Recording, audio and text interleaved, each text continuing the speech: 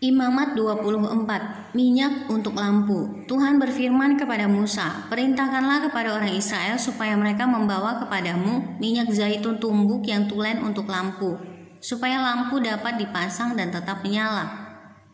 Harun harus tetap mengatur lampu-lampu itu di depan tabir yang menutupi tabut hukum di dalam kemah pertemuan dari petang sampai pagi di hadapan Tuhan.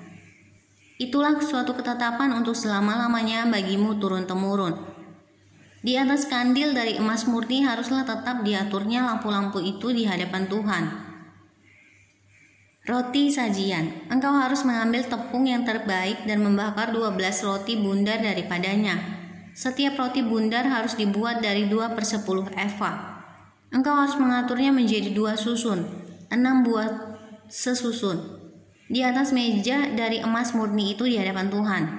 Engkau harus membubuh kemenyan tulen di atas tiap-tiap susun. Kemenyan itulah yang harus menjadi bagian ingatan-ingatan roti itu, yakni suatu korban api-apian bagi Tuhan. Setiap hari Sabat ia harus tetap mengaturnya di hadapan Tuhan.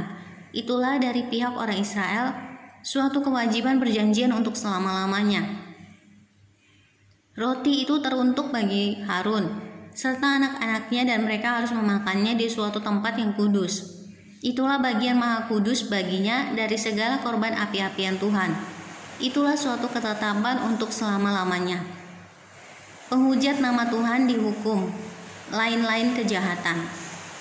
Pada suatu hari datanglah seorang laki-laki, ibunya seorang Israel, sedang ayahnya seorang Mesir, di tengah-tengah perkemahan orang Israel, dan orang itu berkelahi dengan seorang Israel di perkemahan.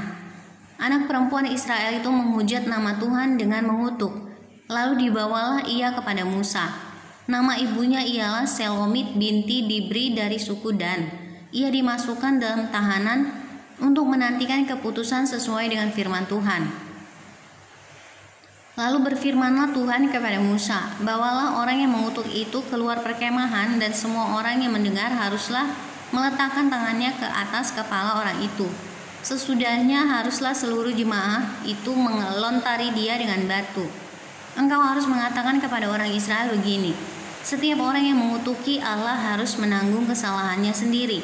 Siapa yang menghujat nama Tuhan, pastilah ia dihukum mati dan dilontari dengan batu oleh seluruh jemaah itu, baik orang asing maupun orang Israel asli.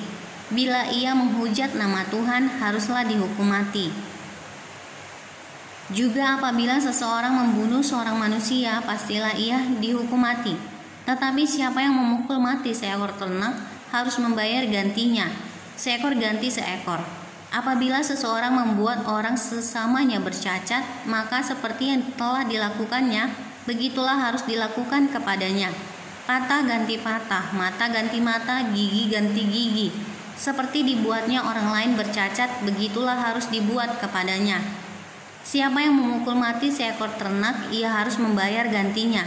Tetapi siapa yang membunuh seorang manusia, ia harus dihukum mati. Satu hukum berlaku bagi kamu, baik bagi orang asing maupun bagi orang Israel asli. Sebab akulah Tuhan Allahmu." Demikianlah Musa menyampaikan firman itu kepada orang Israel. Lalu dibawalah orang yang mengutuk itu keluar perkemahan, dan dilontarilah dia dengan batu. Maka orang Israel melakukan seperti yang diperintahkan Tuhan kepada Musa.